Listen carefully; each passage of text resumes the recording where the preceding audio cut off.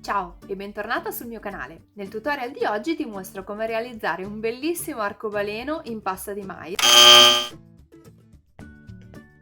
che poi puoi personalizzare e utilizzare come targhetta fuori porta o come targhetta nella cameretta. Ti consiglio di far essiccare sempre molto bene i tuoi lavoretti in pasta di sale. Chiaramente più i lavori sono spessi e più aumentano i tempi di essiccazione. Quindi se vuoi che il tuo arcobaleno di pasta di sale asciughi più velocemente, ti consiglio di farlo un po' più piccolo rispetto a quello che ho fatto io. Se ti piacciono tutorial come questo, ti consiglio di iscriverti adesso al mio canale cliccando su iscriviti e sulla campanella per non perderti nessuno dei prossimi video.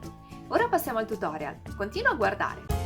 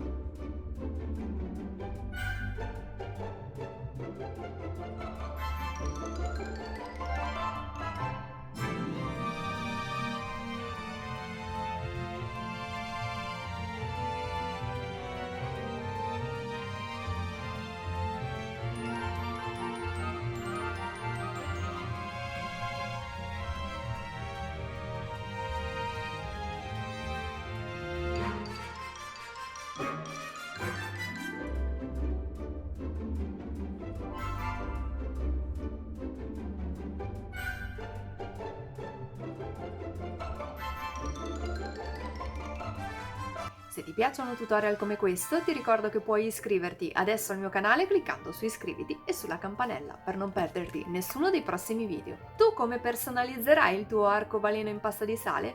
Fammelo sapere nei commenti. Se questo video ti è piaciuto potresti lasciarmi il tuo like e condividerlo sui social. Io ti ringrazio fin da ora. Noi ci vediamo alla prossima. Ciao! Mais, in modo da evitare che poi possano rovinare e di conservare. Ti consiglio di far essiccare sempre molto bene i tuoi lavori in pasta di mais. Vabbè.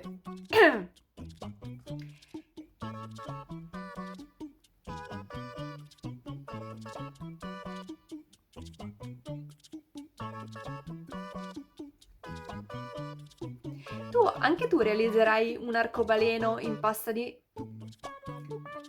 Tu come personalizzerai il tuo arcobaleno in pasta di mais?